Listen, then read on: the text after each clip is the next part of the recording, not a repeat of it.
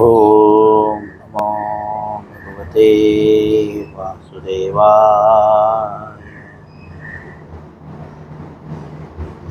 ओम नमो भगवते वासुदेवाय।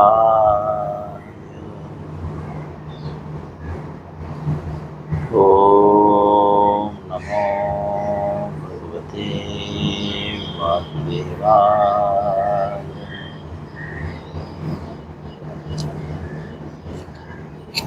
श्रीमद् भगवद गीता यथारूप अध्याय 6 श्लोक 44। रेखा माता म्यूट करके रखिए। 6वें अध्याय का 44वां श्लोक। सभी लोग इस श्लोक पे ध्यान दें, प्रयास करें सबके सामने भगवद गीता रहे और मेरे पीछे दोहराने का प्रयास करें। पूर्वाभ्यासेन तेनेव हीयते ह्यावसोऽपि सः जिज्ञासुरपि योगस्य शब्द ब्रह्माति वर्तते। पुनः पूर्वाभ्यासेन तेनेव हीयते ह्यावसोऽपि सः जिज्ञासुरपि योगस्य शब्द ब्रह्माति वर्तते।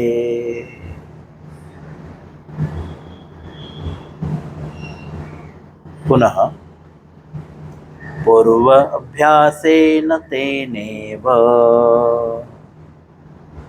हीयते ह्यावसोऽपि सः जिज्ञासुरपि योगस्य शब्द ब्रह्माति वर्तते।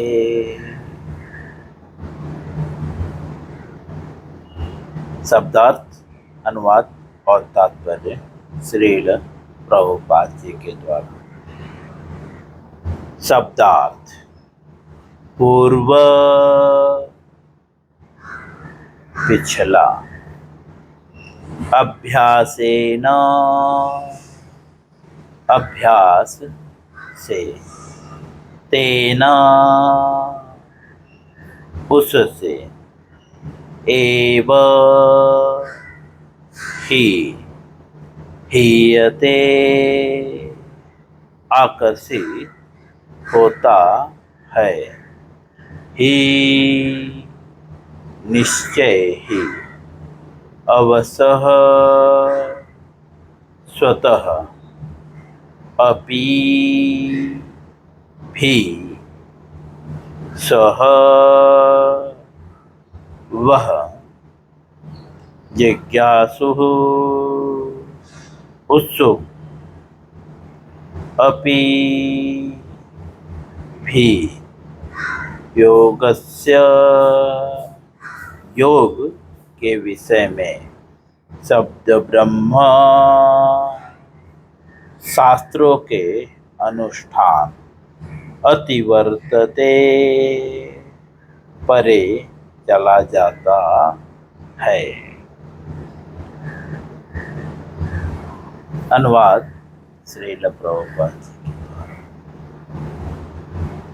अपने पूर्व जन्म की दैविक चेतना से वह न चाहते हुए भी स्वतः योग के नियमों की ओर आकृष्ट होता है।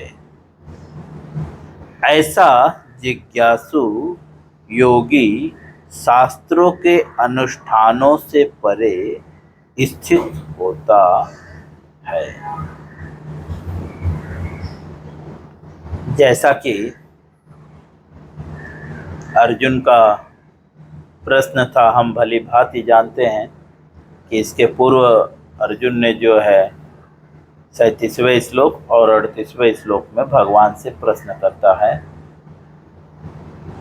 तो 37वें श्लोक में प्रश्न करता है कि जो योग अभ्यास में आते हैं, अर्थात जो भगवान की भक्ति में आते हैं, लेकिन कुछ भौतिक कारणों के कारण जो है वे जो है भक्ति छोड़ देते हैं।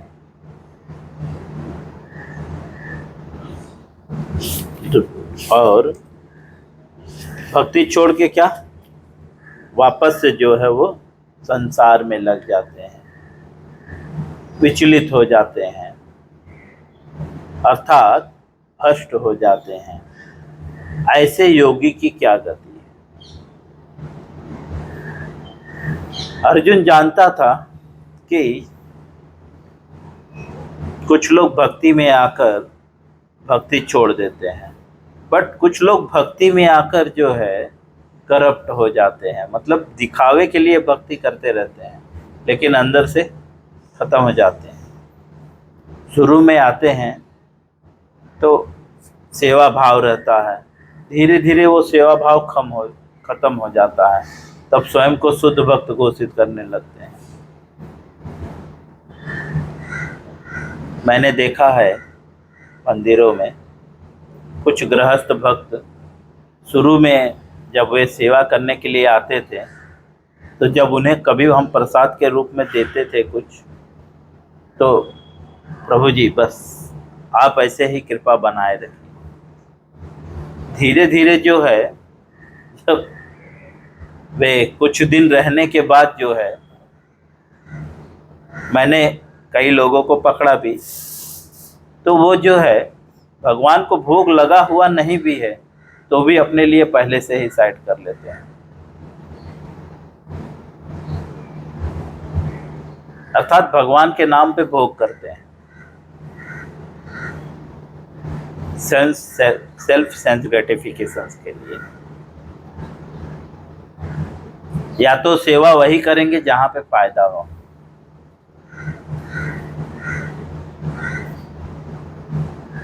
उन्हीं भक्तों से बात करेंगे जो भक्त उन्हें खाने पीने के लिए देते हो या और भी सारी चीजें। यह मैंने देखा है। तो ऐसे जो भक्त, उनका क्या होगा? उसके बाद जो है भगवान बताना चालू करते हैं, बोलते हैं कि ऐसे व्यक्तियों का जो है, जो ऐसे योगी हैं, वो क्योंकि उनके अंदर भोग की प्रवृत्ति के कारण, पहला व्यक्ति जो भौतिकता के कारण जो है विचलित हो जाता है, भौतिक कारणों के कारण। भौतिक कारण है मतलब उसके अंदर बहुत सारे डिजायर होते हैं, उसके कारण से वो भक्ति छोड़ देता है। कभी जैसे पत्नी बोल दी कि या तो तुम जप करोगे या तो मेरे साथ रहोगे, तब बेचारा मजबूरी में जो है वो भगवान का नाम जप करना छोड़ देता है। कभी कभी माता पिता भी बच्चे को बोलते हैं मेरे साथ रहना है, इस घर में रहना है, तो ये सब ड्रामा नहीं चलेगा, तुम ये सब नहीं कर सकते, माला जप नहीं कर सकते, ये नहीं कर सकते। तो बच्चे को मजबूरी होकर जो है, क्योंकि माता पिता का प्रेशर रहता है, ऐसे कई बच्चे हैं मेरे टच में जो माता पिता की मजबूरी के कारण चाहते हैं लेकिन भक्ति नहीं कर पाते। तो भगवान बोलते हैं क्योंकि उनके अंदर भोग की इच्छा है, कुछ भौतिक कारण है, तो अगले जन्म में उन्हें कहाँ पे जन्म मिलेगा?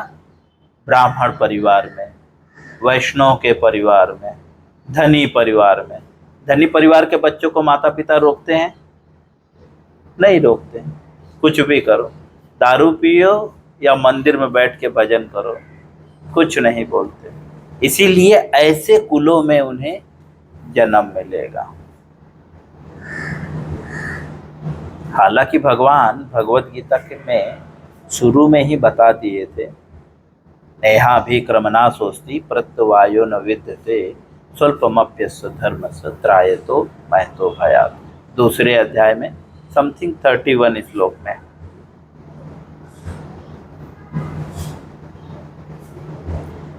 भक्त अर्जुन यहाँ पे पुष्टि कर रहा है। प्रभुपाद जी तात्पर्य में लिखते हैं, अर्जुन यहाँ पे पुष्टि कर रहा है कि प्रभु आपने बोला है जो थोड़ा भी धर्म का पालन किया है उसका कोई हानि नहीं होगा। तो पुष्टि मतलब और उसको क्लेरिफाई कर रहा है। तो भगवान जो है बताते हैं कि उसका कभी जो है हानि नहीं होगा, विनाश नहीं होगा। उसके बाद बताते हैं ठीक है विनाश नहीं होगा तो क्या होगा। तो भगवान बताते हैं कि वह किसी अच्छे कुलों में जन्म लेगा, जैसे ब्राह्मण, वैष्णव या किसी धनी कुल में जन्म लेगा। उसके बाद अर्जुन के मन में सहसा प्रश्न उठता है, जैसा कि पिछले श्लोक में हमने पढ़ा है कि ठीक है अच्छे कुल में जन्म लेगा, लेकिन उसने जो थोड़ा बहुत भक्ति किया था उसका क्या, वापस से उसे भक्ति स्टार्ट करनी पड़ेगी। तो भगवान इसके ठीक पिछले श्लोक में बोलते हैं,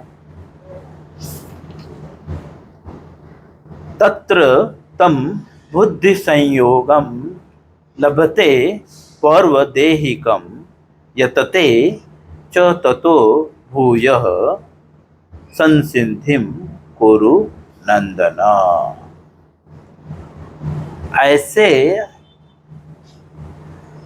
ऐसे जन्म पाकर, मतलब ब्राह्मण कुल में या वैष्णव के परिवार में या धनी परिवार में जन्म पाकर वो जो है पूर्व जन्म की दैविक चेतना को पुनः प्राप्त कर लेता है।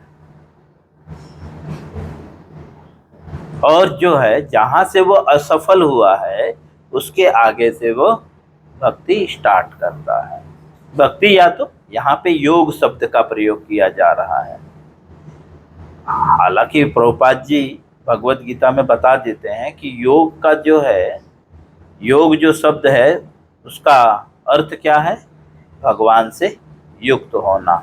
जब भी भगवत गीता में योग शब्द प्रयोग किया जाए तो वह कृष्ण भावनामृत से संबंधित है। जी मैं नॉर्मल नेटवर्क में आना।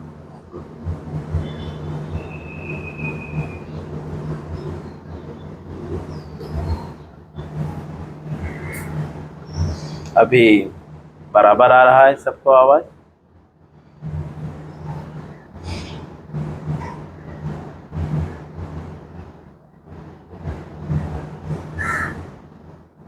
आवाज आ रहा है अब सबको बराबर?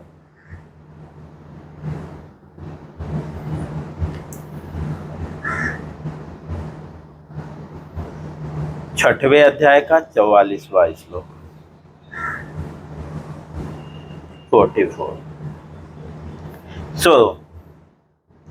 तो भगवान बताते हैं पिछले श्लोक में कि वो जो है जो पूर्व जन्म में जो वो भक्ति किया है, जैसे कि अर्जुन के मन में प्रश्न आया होगा कि ठीक है अच्छे कुल में जन्म तो मिल जाएगा, लेकिन जो थोड़ा बहुत कमा कर रखा था भक्ति, क्या उसको वापस से स्टार्ट करना पड़ेगा या मतलब वापस से कमाना पड़ेगा या वो हमें मिलेगा।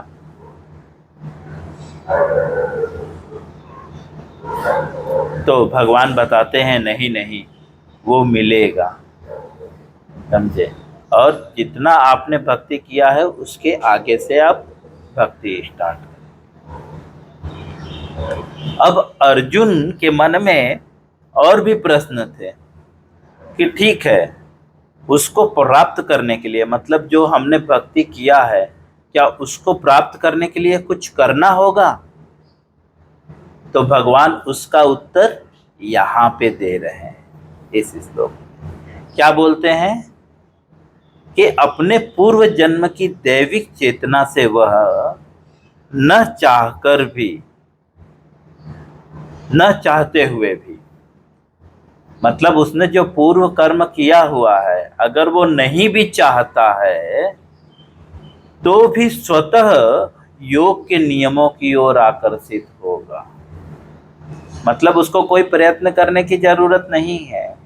जैसे हमने कई सालों पहले बैंक में पैसा रखा था और हमने जब LIC होती है ना, कुछ दिन हम जमा करना भूल गए या छोड़ दिए किसी भौतिक कारणों के कारण, तो हम बैंक वाले से पूछते हैं ना, क्या भाई ये पैसा मिलेगा क्या हमें दोबारा?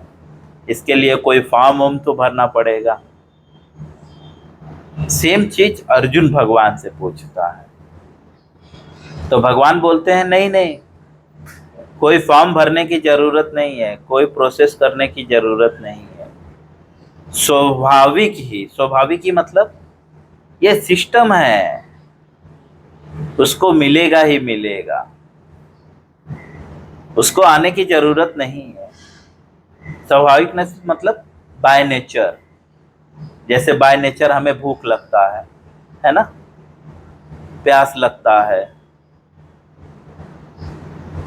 कि आपको प्यास लाने की जरूरत पड़ती है, भूख लाने की जरूरत पड़ती है नहीं, तो बाय नेचर मिलेगा। भगवान बोलते हैं ये कंडीशन है, ये एग्रीमेंट है। थोड़ा भी जो भक्ति किए हो, आपने जो सेविंग किया है भक्ति, उसको लेने के लिए कोई फॉर्म नहीं भरना पड़ेगा। जैसे कि जब मैं मंदिर में आया था बहुत पहले, तो कुछ पैसे मेरे बैंक में सेविंग हैं 18-20 हज़ार के करीब, बहुत पहले से। तो करीब 8-10 साल से मैंने अकाउंट यूज़ ही नहीं किया है, तो ब्लॉक हो गया है। तो मैं गया था, तो मैंने बोला भाई क्या करना चाहिए? वो बोले प्रभु आप तो यूज़ कर नहीं रहे हैं, तो पैसा निकाल लीजिए। मैंने बोला वो पैसा मिलेगा? बोले आपको फॉर्म भरना पड़ेगा। तो मटेरियल वर्ल्ड में आपको जो है बहुत सारे प्रोसेस हैं, उनको आधार कार्ड दिखाना पड़ेगा, दैट दिस। लेकिन भगवान यहाँ पे बोल रहे हैं कोई आधार कार्ड दिखाने की जरूरत नहीं है, कोई आइडेंटिफिकेशन दिखाने की जरूरत नहीं है, आपको स्वाभाविक ही मिलेगा। स्वाभाविक ही वो क्या होगा? योग के प्रति। योग अर्थात, योग का अर्थ क्या है? भगवान से युक्त होने की विधि को योग कहते हैं। अर्थात वो भगवान की ओर स्वाभाविक ही बढ़ेगा, स्वाभाविक ही उसका भगवान के प्रति रुचि बढ़ेगी। ऐसा जिज्ञासु योगी। कैसा जिज्ञासु योगी? मतलब जो भगवान की ओर आकर्षित हो रहा है पूर्व जन्म के कारण, क्योंकि पूर्व जन्म में उसने जो भक्ति किया था उसके कारण वो भगवान के प्रति आकर्षित हो रहा है। योग अर्थात भगवान से युक्त होने के लिए आकर्षित हो रहा है। ऐसा जिज्ञासु योगी शास्त्रों के अनुष्ठान से परे स्थित होता है। शास्त्रों के अनुष्ठान मतलब हमें जो है योग में रुचि लाने के लिए, कृपा प्राप्त करने के लिए शास्त्रों का अनुष्ठान करना पड़ता है। अनुष्ठान मतलब शास्त्रों में जो बताए गए हैं यज्ञ, नियम, आसन, प्राणायाम, ये सब करना पड़ता है। लेकिन जो भक्ति में पहले था वो इससे परे होता है, शास्त्रों के अनुष्ठानों के परे। वो डायरेक्टली भगवान की शरण में आना चाहता है।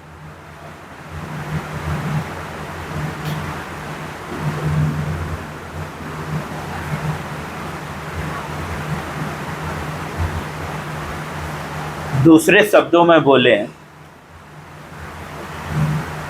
तो जो भक्ति में आया हुआ है वो सारे अनुष्ठान कर चुका है, सारे अनुष्ठानों से परे हो चुका है। परे मतलब ऊपर हो गया है, इसका मतलब उसने वो अनुष्ठान कर लिया है। क्योंकि हमने भगवत गीता के पूर्व पढ़ चुके हैं, इसी कुछ अध्याय में हमने पढ़ा है भगवत गीता में कि जो शास्त्रों के विधि विधान हैं ये जीवों को जो है धीरे धीरे आध्यात्मिक स्तर तक उठाने के लिए है। तो इसीलिए भगवान यहाँ पे बोल रहे हैं कि वो जो है शास्त्रों में जो अनुष्ठानों के विषय में बताया गया है, यह वह व्यक्ति उससे परे हो जाता है। उससे परे स्थित होता है, क्योंकि वो ऑलरेडी ये सब कर चुका है, दोबारा उसको करने की जरूरत नहीं पड़ती। इस प्रकार से श्रील प्रभुपाद जी जो है अनुवाद पूर्ण करते हैं। भगवान इस प्रकार से समझाते हैं कि उस व्यक्ति को जो है वह पुनः भक्ति प्राप्त करने के लिए जो है कोई प्रयत्न करने की जरूरत नहीं है, वह स्वाभाविक ही उनको मिल जाता है। सो आज हम यहीं पे विराम देंगे और कल जो है हम तात्पर्य में प्रवेश करें। हरे कृष्ण। इससे संबंधित किसी का कोई प्रश्न है तो मुझे पूछ सकता है, या तो मुझे कॉल करके पूछ सकता है।